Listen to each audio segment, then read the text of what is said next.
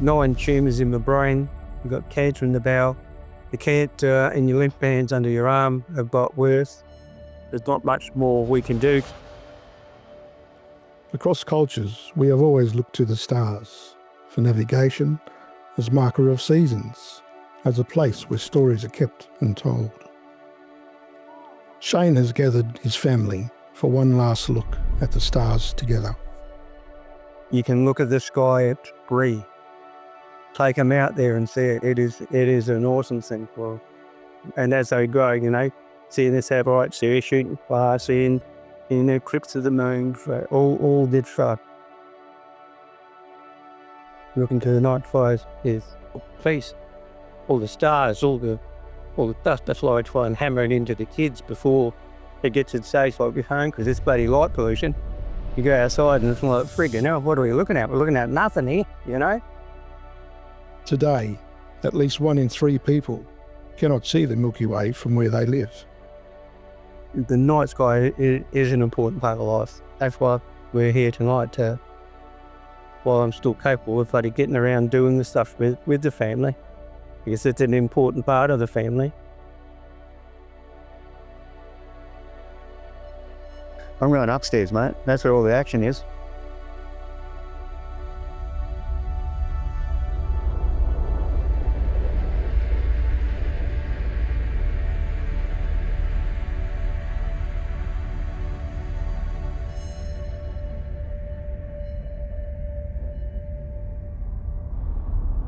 We often look out to the distance, searching for answers. But what if some of the answers we seek are much closer than we imagine? As some of us look up, others look down. Is it possible to view a universe of stars through a microscope?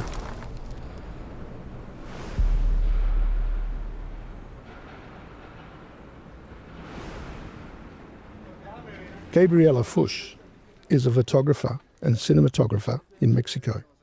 I'm very visual since I was a kid. I guess that's how I relate to the world. On the day they went to her father's farm to lay him to rest, Gabriela felt compelled to take a small portion of her father's ashes so she could look at them under a microscope. That was it. I didn't question it. It was just I need to do it. What she saw would change the way she viewed life, death, and the universe itself. No one could tell me why the ashes look that way, and so it was just pure contemplation. And I remember feeling like I really don't know anything. But it's not a bad feeling. It's a great feeling. And you're like a 5-year-old and everything is amazing. Like that.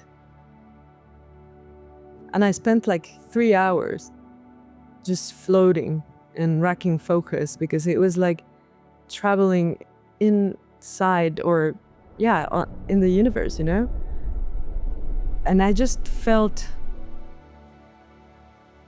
it was very interesting. It's like an aha moment, but for emotions, like when sadness or grief just changed into connectedness.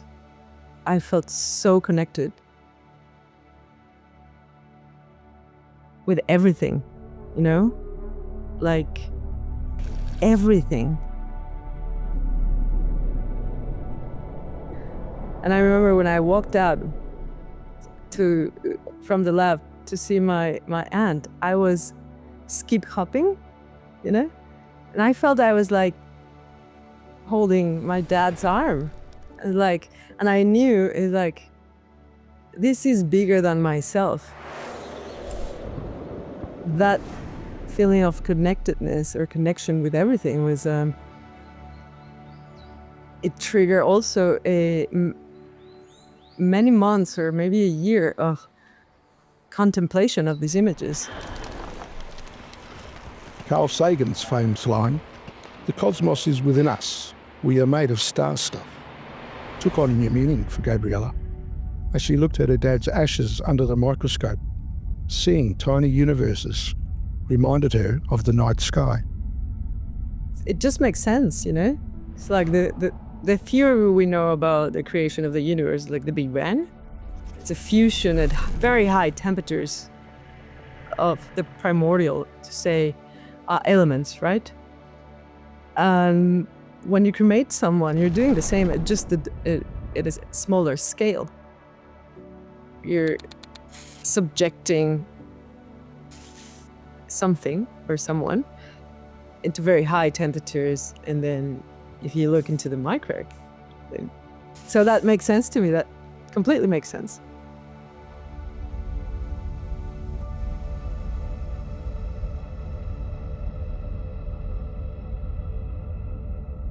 Telescopes and microscopes is kind of the same instrument.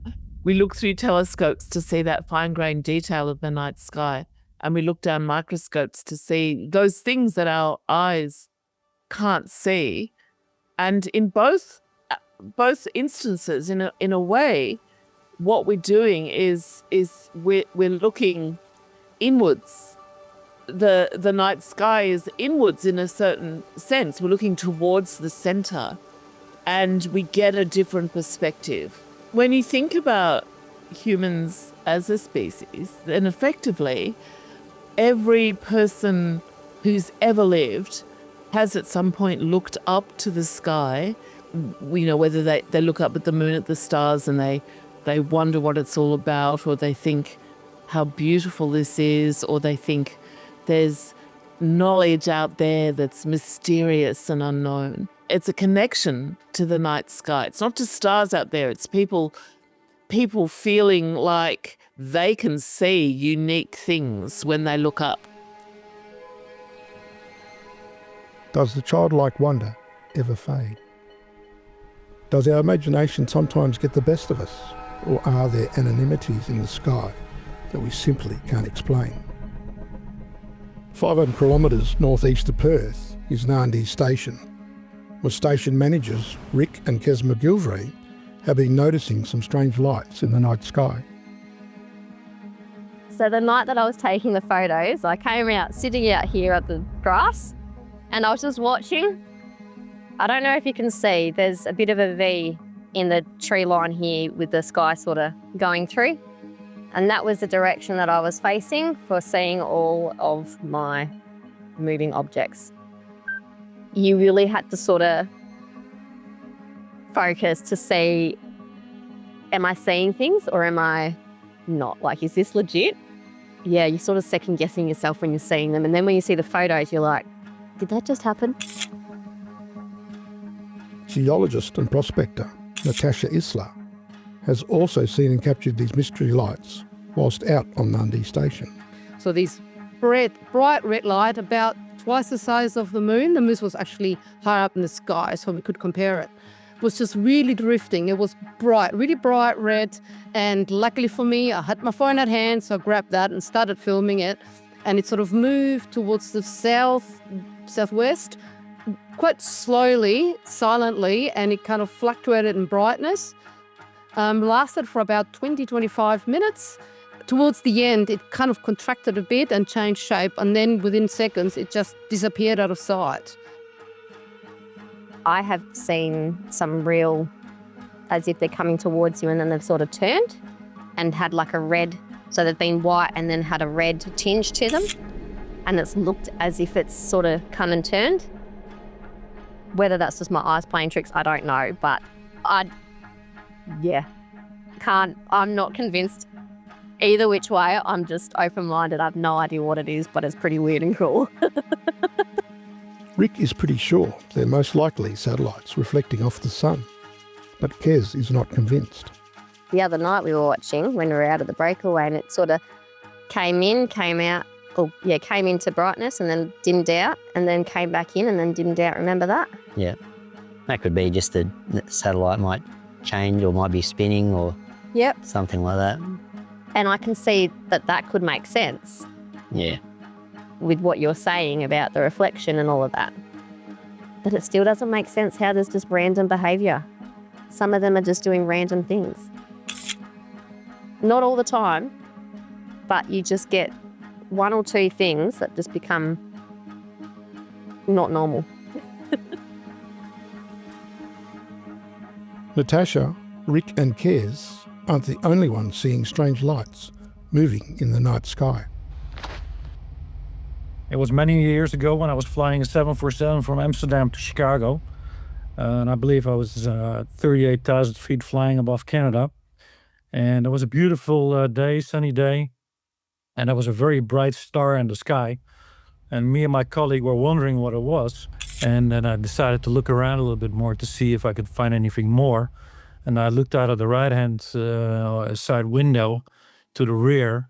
And suddenly I see this oval-shaped, looked like a drop of mercury shaped object flying from the right-hand upper side. It was passing us at a pretty good speed. And when it came abeam, it started flickering and it just vanished. It just disappeared. It became invisible. I didn't know what to do with it at the time. I was just flabbergasted, and I was in shock and awe of what I saw.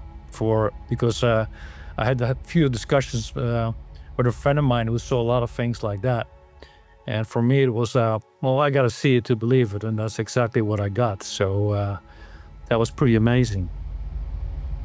There are many other pilots witnessing strange lights in the sky, like this recent capture by Captain Tom Snyder. He captured this at 41,000 feet over the Atlantic Ocean. There have also been numerous sightings of strange lights on the coast of Western Australia. Astrophysicist Dr. Brad Gibson has spent decades trying to determine whether we are indeed alone in the universe. I would love to be able to say that I'm privy to, top secret information that NASA forbids me to talk about, and that it has something to do with aliens. If anyone goes out and Googles me, you can find, I've got a TED Talk on the search for alien life, and it's a fairly negative take on it.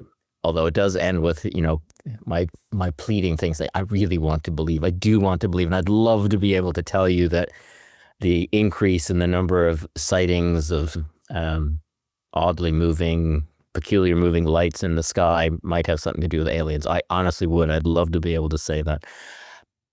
Unfortunately, the vast majority of them can be traced back to satellites. Now, satellites are, they're endemic. They've been there for many, many, many, many, many decades. You can go back 50 years over satellites up there.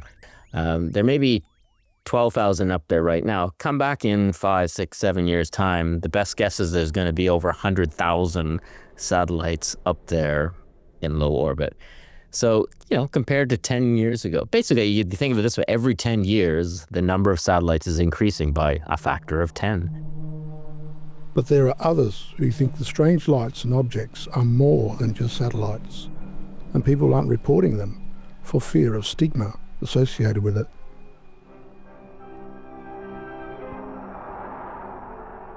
Because there's an association between the topic and, little green men.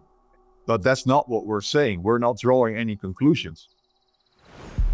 In the Netherlands, the UAP coalition is urging people to report strange sightings so researchers can analyse.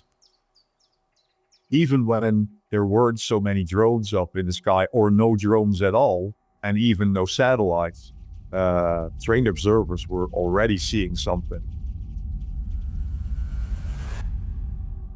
People in France can freely report unusual sightings that they have seen in the sky, and the French government investigates. They've been researching and gathering reports from French citizens, and about 3 to 5% of the outcome are, after rigorous research, is truly anomalous. Whether they're trained observers or not, it doesn't matter. People are seeing things that they cannot identify, that they cannot explain.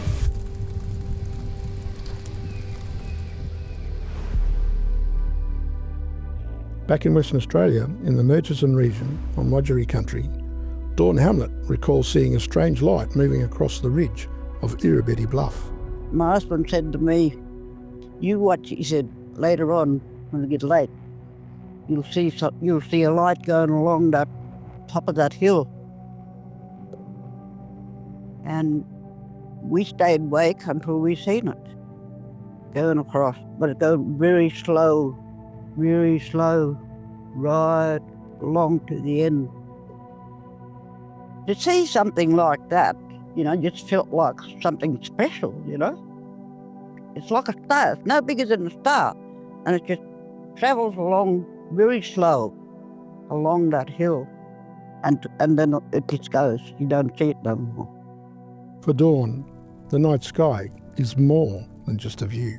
Our ancestors, the only time that they used to travel was at night, and by travelling at night, they had a compass in the sky, which was the Southern Cross, and that Southern Cross showed them which direction they wanted to go. If they wanted to go north, it'll show them north, south, east or west, whichever direction they wanted to go.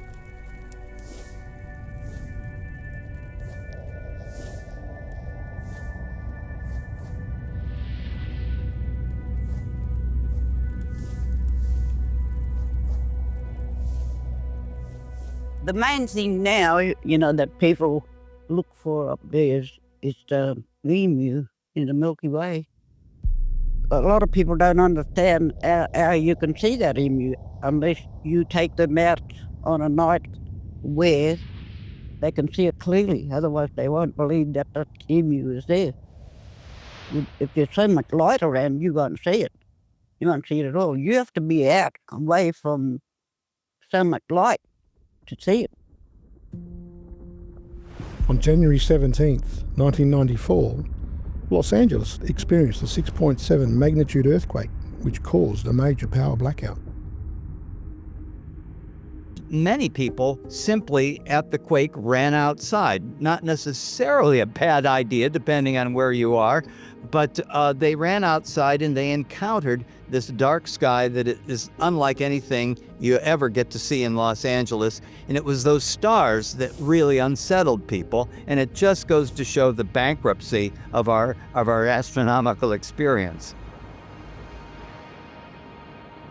We don't know that we miss it until we get it again, and then that reflection and perspective that comes that are what every generation before the 20th century was able to enjoy, and now it's a case of where we don't even necessarily know that there are stars out there to be seen, but those stars beckoned our imaginations in the past. And they make a big difference for how we see ourselves and our place in the cosmos and our place on Earth.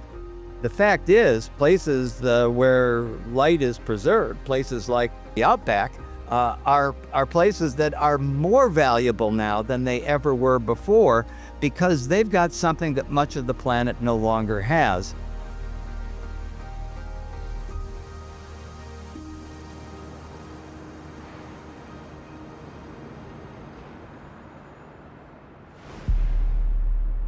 I was growing up in Eastern Europe, in Ukraine, and I had zero interest in the night sky, because wherever I looked up, there was nothing fascinating. Through a skilled migration scheme, Alex moved to Australia. Decided that, they're probably a better place to raise the family than there, and it pains. It's not easy to talk about it right now with all the things that are happening there and the war. But we've established a family here.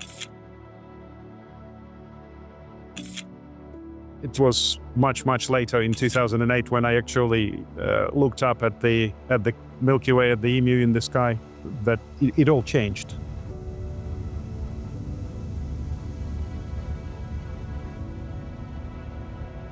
Populated places in Eastern Europe that just stopped me from being curious about it at much earlier age. To truly enjoy and take in the night sky, you need true darkness.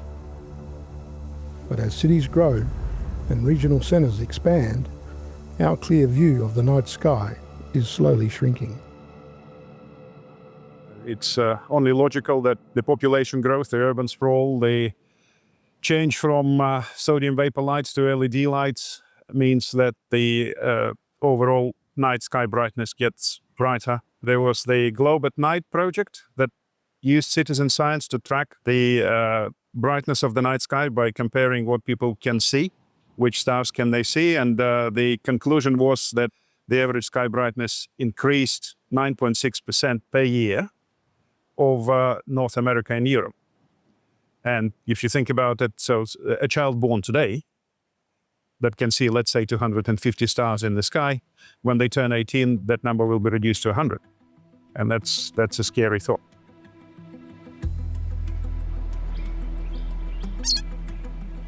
You understand your place in the universe very quickly when you look at something 1 billion light years away. We need darkness to see the vastness of the universe. That is an essential component, and I think that is what humans actually evolved to experience and live with through millennia without light pollution.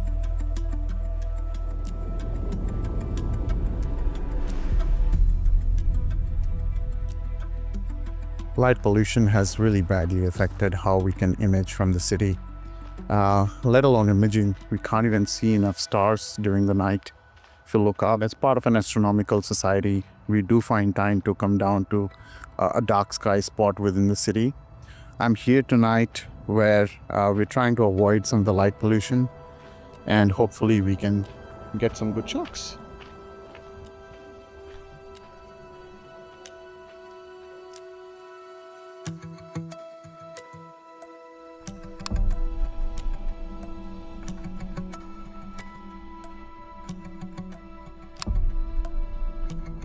So many of our next generation of astrophotographers or astronomy lovers wouldn't even know what it looks like when you look up at the night sky in a dark sky location.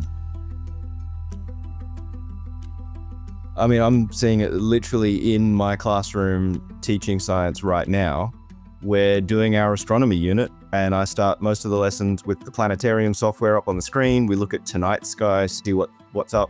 And like, you show the kids the picture of the Milky Way and they're like, well, where's that? Well, that's in the sky. No, it isn't. Yes, it is. It used to be that everybody knew what the sky looked like because everyone could see it. We can see them with the naked eye, but no, you can't because of the light pollution.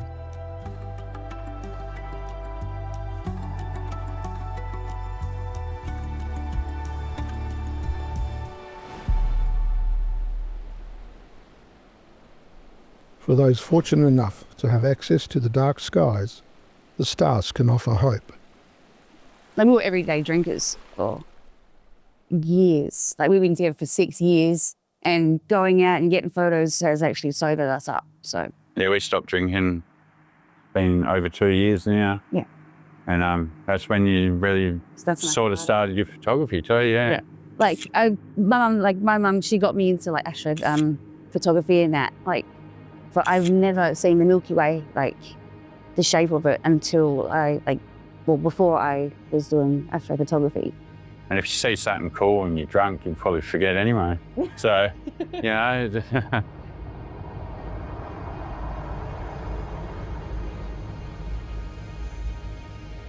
We are impermanent beings, and I think if we're ever reminded of that, it's incredibly distressing to have to hold that, whether it's through the death of a loved one, or someone very close to us, or even, you know, if you have to face up to your own mortality.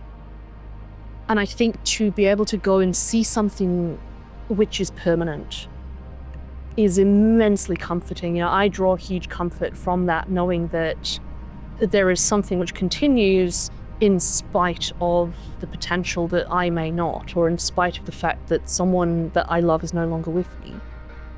The fact that you can go back and revisit that night after night, I think that's what draws us there. And I certainly find a huge amount of comfort in that as well.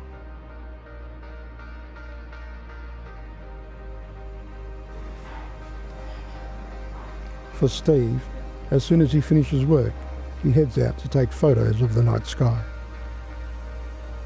I've lost a couple of wives and a stillborn son and stuff, and you think about them when you're out in the middle of nowhere and just away from people, and you wonder if they're looking down and laughing at you when you make mistakes. And yeah, they're happy for your achievements and stuff. So it's just a wonder of it all.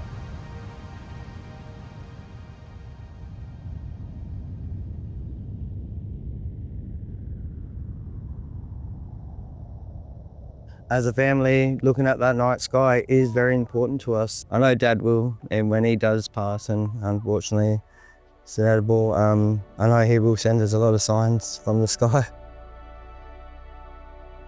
You got to have some sort of hope that it's not all, all dark and that's it. There's got to be some sort of light there. There's a lot of speak of it over the years through, ancient cultures. There's a lot of it where there is a spiritual side of things, and I'm a firm believer in that. And yeah, we're all connected in one way or another, 100%.